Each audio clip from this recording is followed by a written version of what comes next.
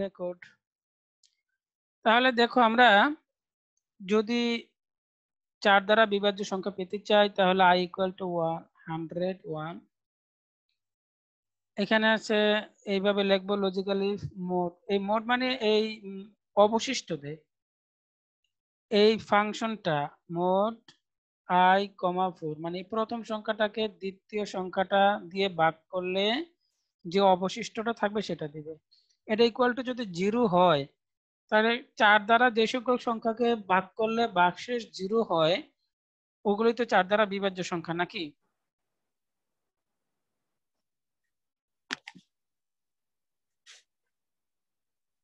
এরে 4 দ্বারা বিভাজ্য সংখ্যার সংখ্যা কি এখন তোমাদের শিখতে হবে? যেমন 4 কে 4 দ্বারা ভাগ করলে ভাগশেষ 0, 8 কে 4 দ্বারা ভাগ করলে ভাগশেষ 0। সো 4 দ্বারা বিভাজ্য সংখ্যাকে 4 দ্বারা ভাগ করলে ভাগশেষ 0 হবে, সেটাই বলেছে। If mode i, 4 equal to 0, তার মানে ভাগশেষ যদি 0 হয় i কে 4 দ্বারা ভাগ করলে দেন প্রিন্ট i। এই ঘটনা সত্য হলে প্রিন্ট i করবে, নাহলে নিচে নামে এন্ড গিয়ে আবার শুরুতে চলে যাবে।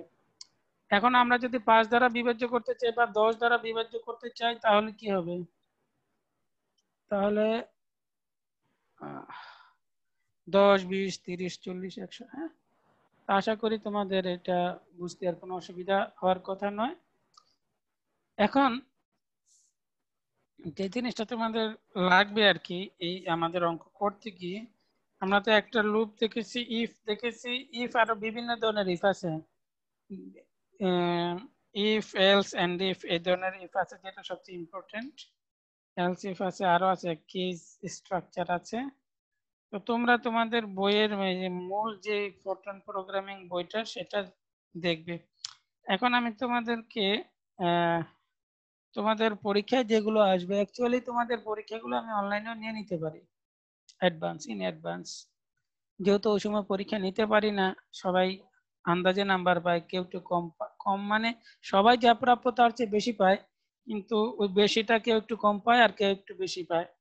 তো সে প্রবলেম থেকে তোমরা চাইলে বাঁচতে পারো। আমি তোমাদের অনলাইন পরীক্ষা দিয়ে দিব, প্রশ্ন কমন পড়বে না, তোমাদের করতে হবে কিন্তু নিয়মের মধ্যে আসবে। যে যে রাজি থাকো আগে পরীক্ষা দিয়ে দিতে পারো আমার সাথে আলাপ করে, তাহলে আর পরীক্ষার দিন হয়তো হ্যাসেল করতে হবে না এবং সঠিক নাম্বার পাবে। তো আপাতত আমি এখন এই ফরট্রান প্রোগ্রামিং দেখে প্রথমে তোমাদেরকে আমি ওই ইয়া করতে চাই, কি বলে, নিউটন রেফসন মেথডটা দেখাতে চাই। তো নিউটন রেফসন মেথডটা দেখাতে গেলে প্রথমে এটা তো ডাউনলোড করেছি মনে হয়, কোথায় ডাউনলোড করলাম, হ্যাঁ রে খুঁজেই তো পাই না। ওকে, এটাতেই যাই, অসুবিধা নাই। কোথায় চলে যায়?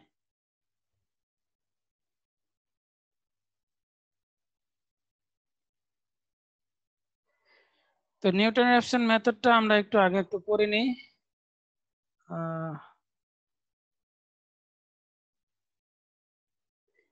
সবার স্ক্রিনে ক্লিয়ার দেখা যাচ্ছে? জি স্যার। আলামিন হাসান দেখতে পাচ্ছ, বাকিরা দেখতে পাচ্ছ? জি স্যার। জি স্যার। জি স্যার। জি sir. Okay okay, I am satisfied. Newton Raphson method বুঝতেই পারছো যে কতবার পরীক্ষায় আসছে, ভবিষ্যতেও আসবে, এখনো আসবে। নিউটন রেফসন মেথডটা আমরা ব্যবহার করি কোথায়? Solution of algebraic and transcendental equations. So what is a transcendental equation? Anyone can answer me? Can anyone answer me what is a transcendental equation? বাংলায় বলবো? No sir, we understand. Okay, then answer me, what is a transcendental equation?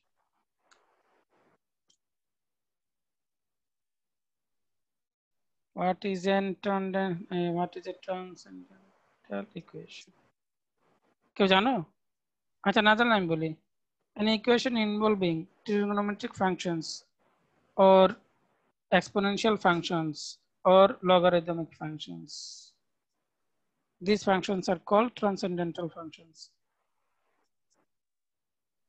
বুঝতে পারছো? সংজ্ঞা যে বললাম ইংরেজিতে বলছি, বাংলায় বলিনি। বোঝো নাই ইংরেজি বলার কারণে? যদি শুনতে পাইনি। যদি কোনো ইকুয়েশনে ত্রিকোণমিতিক ফাংশন, যে 6টা ত্রিকোণমিতিক ফাংশন আছে, sin x cos x এগুলো, অথবা e to the power x যেটাকে এক্সপোনেনশিয়াল ফাংশন বলে, অথবা লগারিদম x, ওই যে ন্যাচারাল লগারিদম x, এই ফাংশনগুলো যদি কোনো সমীকরণে থাকে তাহলে সেগুলোকে আমরা ট্রান্সেন্ডেন্টাল ইকুয়েশন বলবো। আর নরমালি x এর মাধ্যমে যে সমীকরণগুলো থাকে এগুলোকে আমরা algebraic equations বলবো। So this Newton-Raphson method has been used for a long time, and up to this time is being used for solving these transcendental and algebraic equations. So now we are going to prove this theorem again. Once again, already it has been done before this time. So let x not be an approximate value. আমাদের যে f of x একটা সমীকরণ দেওয়া থাকে, হ্যাঁ, এই সমীকরণটা দেওয়া থাকবে, সেই সমীকরণের একটা সমাধান ধরে নেব x নট। এডমিট সবুজ হালদার, ঘটনা কি হতে পারে? ধরো আমাদের একটা সমীকরণ এরকম আছে, x স্কয়ার, স্কয়ার কই দিলাম, বুঝতে পারছো? স্কয়ার এদিকে হবে, এটা না, x square plus 6x plus ধরলাম 6 ইকুয়াল টু 0। আচ্ছা, এই কার মাইক খোলা? একটু অফ করো, অফ করো, আওয়াজ হচ্ছে। সবুজ হালদার, সম্ভবত তোমার মাইকটা অন করা আছে, বন্ধ করো।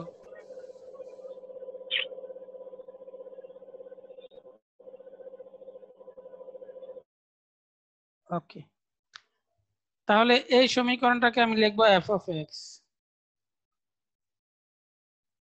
f of x সমান এই সমীকরণটা লিখবো, এই সমীকরণটার তো একটা সমাধান আছে, তাই না? তো সেটাকে ধরলাম আমরা x নট। তাহলে এই x নট যদি এই সমীকরণের একটা অ্যাপ্রক্সিমেট সমাধান আমরা ধরবো, তার মানে এই সমীকরণের একটা এক্সাক্ট সমাধান থাকবে। তাহলে let x not be an approximate root of the equation f of x equal to 0, and let তাহলে এক্সাক্ট একটা রুট থাকবে। x নট যদি অ্যাপ্রক্সিমেট হয় তাহলে এক্সাক্ট যে রুটটা সেটা হবে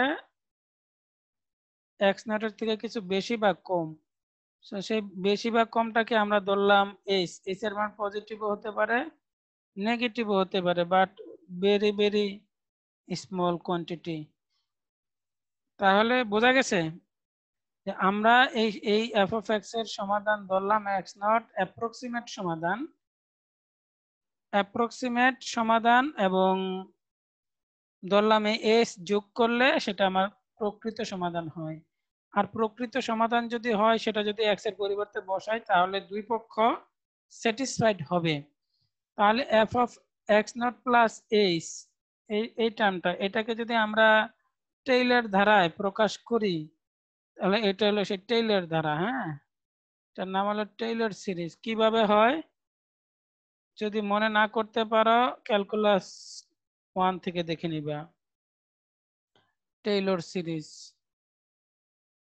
বোঝা গেছে? আমি তো বুঝতেই পারছো, টেইলর সিরিজ মাউস দিয়ে লেখি হয় না। কোন বোকারে মাইকটা অফ করে নাকি? হুইজ দে? সবুজ হালদার, মাইক অন অফ করো। পারো না মাইক অফ করতে?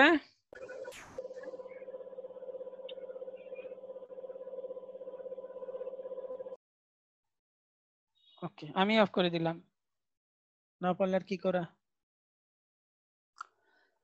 কি তোমরা কি বুঝতে পারতেছো যে এই যে এটা আমরা এই টেইলর সিরিজের মাধ্যমে এটা প্রকাশ করলাম। এখন এই যে ধারাটা, এটা সমান তো 0 হবে। এখন s এর মান যেহেতু ছোট, এরপরে আছে s cube by 3 factorial f triple derivative x naught. যেহেতু s এর মান খুব ছোট, সেহেতু স্কোয়ার থেকে শুরু করে এই পর্যন্ত আমরা বাদ দিয়ে দিব, কারণ ছোটর স্কোয়ার করলে আরো ছোট হয়ে যাবে, আমরা শুধু এটুকু রাখবো। এইটা সমান 0 পাবো, দেখো এইটা সমান 0, এই কথাগুলো এখানে বলা আছে। এখন যেহেতু এই এস ধরে এগুলো বাদ দিয়ে দিছি, সো আগের এসটা আর থাকবে না। আমরা নতুন যে অ্যাপ্রক্সিমেশনটা পাবো, আগের এস এর পরিবর্তে আমরা S1 লিখবো। তাহলে এফ অফ এক্স নট এটা ঠিক থাকলো। এই এস এর জায়গায় S1 F of x not F dash x not লিখলাম সমান 0। এখান থেকে S1 সমাধান করে দেখো আমরা এইটা পেয়েছি। তাহলে এই যে আমি সমাধান ধরেছিলাম শুরুতে, এই যে এখানে মূল সমাধানে এই এইচ এর পরিবর্তে আমরা এখন এটা বসিয়ে দেব S1 এক্স নট সমান x not plus S1 x1 সমান হবে এই S1 এর মানটা এখানে বসিয়ে দিলাম। ওকে,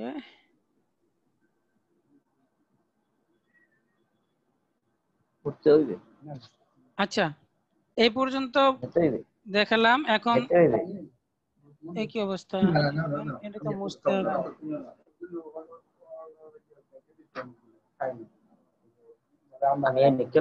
এই যারা কথা বলো মাইক অফ করো, কথা বলো না, সমস্যা হয়। থিওরিটা আমি ওদের আগে দেখিয়েছি, তারপর তোমাদের সুবিধার জন্য আরেকবার দেখাচ্ছি। দেখো কলম কই, কলম কই গেল, কেটে দিই আবার নেই। ওকে, তাহলে আমরা এই পর্যন্ত দেখলাম। তার মানে এখন আমি একটা নতুন সমাধান পেয়েছি এইভাবে। Now using x1 in the place of x naught. আগে তো আমরা শুরুতে ধরেছিলাম x নট একটা সমাধান, ওইটাকে এখন আমরা এই যে নতুন যে সমাধানটা পেয়েছি ওইটা দ্বারা রিপ্লেস করে দিব। সো রিপ্লেস করলে এক্স নটকে যদি আমি x1 দ্বারা রিপ্লেস করি, এই যত জায়গায় x নট আছে বাম পক্ষে নতুন একটা আমি মান পাবো, সেটাকে আমি ধরবো x2 এইভাবে। এটাকে যদি আমি জেনারেলাইজ করি, দেখো এখানে 2 আর বাকি সব জায়গায় 1 1 1 যত জায়গায় x আছে, তাহলে এটাকে আমি লিখবো r+1, তাহলে এখানে হবে r। এটা হলো আমাদের সেই নিউটনের formula. The method of successive approximation is called Newton-Raphson method. আমি নিউটন-রেফসন মেথড প্রমাণ করার একটু চেষ্টা করলাম সংক্ষেপে, তো আশা করি তোমরা সেটা বুঝতে পারবা যদি আগে কিছু পড়ে থাকো। আর না যদি পুরোপুরি না বুঝে থাকো, বাসায় বই দেখবা, পড়বা, তারপরে না পারলে আমার সাথে যোগাযোগ করবা। এই হলো নিউটন-রেফসন মেথড। তাহলে মূল মেথড যেটা, সেটা হচ্ছে x r+1 সমান এই, আমার এইটাই দরকার। এখন আমরা একটা অঙ্ক দেখবো নিউটন-রেফসন মেথডের, সেটা হচ্ছে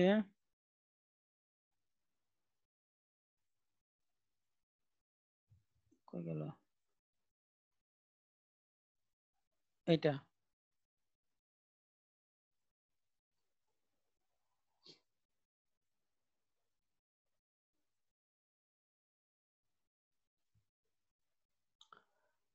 আচ্ছা, এখন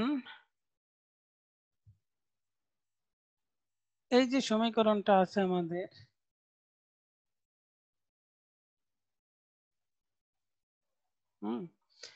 এখানে দেখো সমীকরণটা হচ্ছে 3x - cos x - 1 = 0। এটাকে আমাদের নিউটন-রেফসন মেথডের সাহায্যে সমাধান করতে হবে।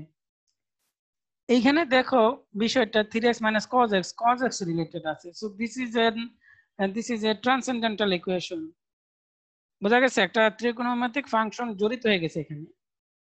সো এই ট্রান্সেন্ডেন্টাল ফাংশনটাকে আমরা এভাবে লিখবো, এটাকে f of x ধরবো, ফার্স্ট ডেরিভেটিভ লাগবে।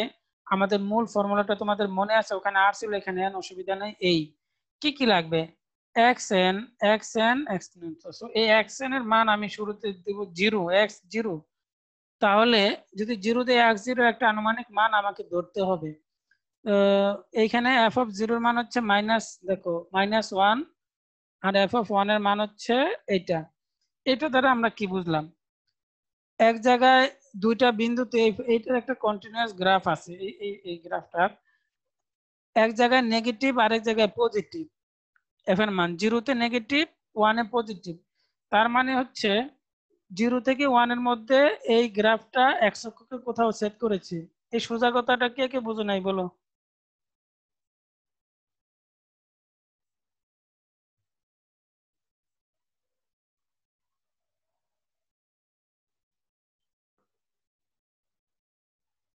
কেউ বলে না? আচ্ছা আমি দেখাই। ধরো y ইকুয়াল টু, ধরো আমি লিখলাম এই ধরনের, ধরো এই ধরনের একটা গ্রাফ আছে। এক্স এর মান দিলে এখানে ফাংশনের মান নিচের দিকে নেগেটিভ, তাই না? রেসপন্স করো যে কোনো একজন, আমাকে বুঝতে হবে যে তোমরা শুনতে পাচ্ছ কিনা। এই যদি গ্রাফটা হয় ফাংশনের, তাহলে এক্স এর মান যখন এই বিন্দুতে, তখন ফাংশনটার মান কি পজিটিভ না নেগেটিভ? বুঝো না? Negative. নেগেটিভ, নিচের দিকে, যেহেতু বিন্দুটা নিচের দিকে। এইখানে যখন আমি এক্স নিব, এক্স এর মানটা কি পজিটিভ না নেগেটিভ? ওয়াই এর মানটা, Positive. ওয়াই এর মানটা পজিটিভ, নেগেটিভ। যেহেতু ফাংশনটা কন্টিনিউয়াস, তাহলে এই ফাংশনটা কি এক্স এককে সেভ না করে উপরে যাওয়া সম্ভব? না। না। তাহলে সমাধান বলতে আমরা বুঝি যে ফাংশনটা এক্স এককে কোন জায়গায় সেট করছে, এটা হলো তার সমাধান। বোঝা গেছে? তো এখন দেখো যে এই যে জিরোতে নেগেটিভ, আবার ওয়ানে পজিটিভ। সো জিরো এবং ওয়ানের মাঝখানে, এটাকে যদি আমি ওয়ান ধরি, এটাকে যদি জিরো ধরি, তাহলে ওই জিরো এবং ওয়ানের মাঝখানে এই সমীকরণের একটা সমাধান আছে। এই সোজা কথাটা বুঝে না কে কি? ওই যে এখানে এক্স এককে সেট করে ওয়াই এর মান জিরো, হ্যাঁ এটা তো ওয়াই, এফ অফ এক্স মানে তো ওয়াই, হ্যাঁ এফ অফ এক্স মানে হচ্ছে ওয়াই, এটা জিরো মানে এটা একটা সমাধান, যেটা এই সমাধান বলতে আমরা তাই বুঝি এই। তাহলে আমরা জিরো, এই মাইনাস জিরো এবং ওয়ান এর মাঝামাঝি একটা অ্যাপ্রক্সিমেট সমাধান আমরা ধরবো। সেটা 0.5 হতে পারে, 0.6, 0.7, বাট জিরো এবং ওয়ানের মাঝে থাকলে হবে। সাধারণত মাঝামাঝি নেওয়ার চেষ্টা করবো, 0.4 বা 0.6 এরকম নিলে সুবিধা হবে। এখানে কি নিয়েছে? A root lies between 0 and 1. Now by Newton Raphson method আমরা এটা জানি, ওই ফাংশন গুলো লিখলাম। এই এক্স এন যত জায়গায় আছে তত জায়গায় মান দিব। Taking x not equal to 0.5 কেন নিলাম আশা করি সবাই বুঝতে পারছো, যে এটা একটা অ্যাপ্রক্সিমেট রুট। এখন সেই অ্যাপ্রক্সিমেট রুটটা প্রথমে আমি এক্স নট নিয়েছি, আমি এটার একটু ফাইন মান পেতে চাই। তাহলে এক্স নট এর এই যে ফর্মুলাটা নিউটন মেথডের, এখানে একটা এন আছে, বলে দেয় নাই, তাহলে এটা এন, হ্যাঁ তোমরা বই ঠিক করে নিও, এন আছে। তাহলে এই যে সমাধান করে আমি এই ডান পক্ষ সমান এটুকু পেয়েছি। এখানে আমরা এক্স এন এর মান 0.5 বসিয়ে দেব। 0.5 বসালে আমরা, এই 0.5 বসালে আমরা এক্স ওয়ান এর মান পাবো। এটা দেখো একটু চেঞ্জ হয়ে গেছে, 0.5 এর থেকে 0.60 হয়ে গেছে। এখন আমি আবার এই এই যে এক্স এন এর পরিবর্তে আমি এটা ব্যবহার করব, তখন আমি সেটাকে এক্স ওয়ান ব্যবহার করবো, এক্স নট এর পরিবর্তে সেটা পাবো এক্স টু। তো যত জায়গায় যে এক্স নট ছিল, এখন তো সেটা এক্স ওয়ান ব্যবহার করব। এই এক্স নট এর জায়গায় এই মানটা বসালে আমরা এই মানটা পাবো। এটা 0.60852, এখানে আছে 0.60710। আবার এই মানটাকে আমি এখানে ব্যবহার করব, করে এই মান পাবো। দেখো এখানে 3 ঘর পর্যন্ত মিলে গেছে, 4 ঘর পর্যন্ত, 5 ঘর পর্যন্ত মিলে গেছে 3 নাম্বার বারে। সো নিউটন-রেফসন মেথডে সমাধানটা খুব দ্রুত মিলে। যেখানে বাইসেকশন মেথড অথবা ফলস পজিশন মেথড একটু বেশি সময় লাগে। ইটারেশন মেথড আরেকটা আছে গুরুত্বপূর্ণ মেথড, সেটা আমরা আরেকদিন দেখব। সো আমরা আজকে একটা থিওরি দেখেছি, একটা অঙ্ক দেখেছি, আর হচ্ছে গ্রাফ দেখে ইয়া দেখেছি, কি বলে, ওই বিভিন্ন ধরনের প্রাথমিক যে সকল ফাংশন আছে ফরট্রান প্রোগ্রামিং এর বিষয়গুলো দেখেছি। তো আমি আশা করব আগামী ক্লাস রিসেন্টলি করবে, সম্ভবত ধরো আমি তোমাদের আগামী পরশু দিনই নিলাম ক্লাস, তাহলে তোমরা পাবে আশা করি, এগুলো পারবে। ওকে, এখন 12 জন এই মুহূর্তে প্রেজেন্ট আছে। তোমরা কাইন্ডলি তোমাদের ক্যামেরাটা অন করে দাও, আমি একটু সবাই নিয়ে একটা ছবি তুলি, লাগবে, কাজে লাগবে। হ্যাঁ, সবাই তোমাদের ছবিগুলি দাও। এই ছবিগুলোর বাইরে সম্ভবত কেউ প্লাস পাবে না, এখানের সবাই যে পাবে তারও গ্যারান্টি নাই, তবে এই ছবিগুলোর বাইরে কেউ প্লাস পাবে না এটা মোটামুটি নিশ্চিত। হুম, পাবে না মানে হচ্ছে যে আসলে তারা পরীক্ষাই পারবে না, আমি দিব না এরকম না, কেউ পারলে তো না দিয়ে পারবো না, তবে পারার কথা না। হুম, 12 জন, সেই 12 জনের মধ্যে কতজন পাবে? অলরেডি আমাদের একটা আলোচনা হয়েছে ডিপার্টমেন্টে যে আসলে গণহারে নাম্বার দিয়ে লাভ নেই, তোমাদেরও ক্ষতি আমাদেরও ক্ষতি, সবারই ক্ষতি, ইমানই ক্ষতি হয় বেশি। যে সি সি পাবে তারে দিয়ে রাখলাম এ বা এ প্লাস, এই এই হিসাব কার কাছে দেব? যে ফরেন ল্যাঙ্গুয়েজ পারে না, প্রিন্টের কাজ কি জানে না, জুবায়ের আহমেদ কে?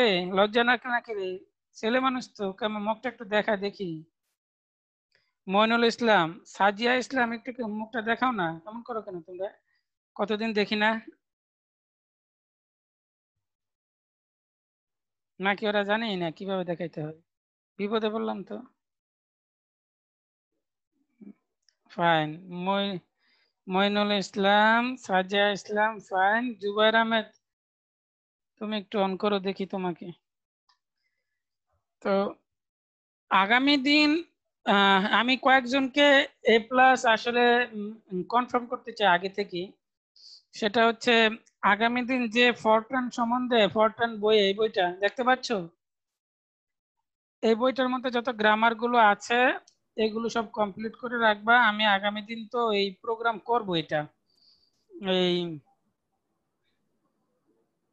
Newton Raphson method, even iteration method, এগুলো আমি এখানে বসে বসে করব। হ্যাঁ, এই করতে গেলে তখন তোমাদেরকে জিজ্ঞেস করবো বিভিন্ন জিনিস, এই বই জানা থাকলে উত্তর দিতে পারবা।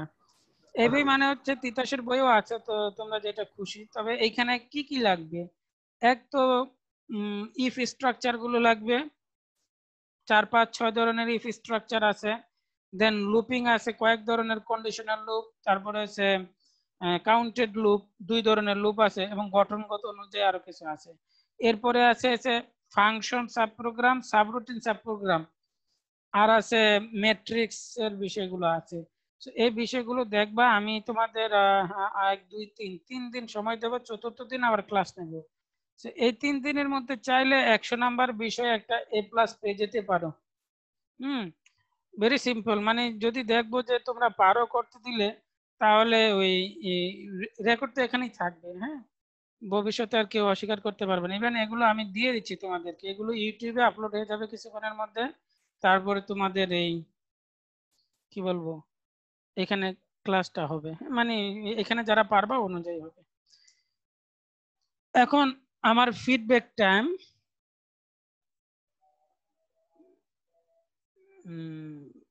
কই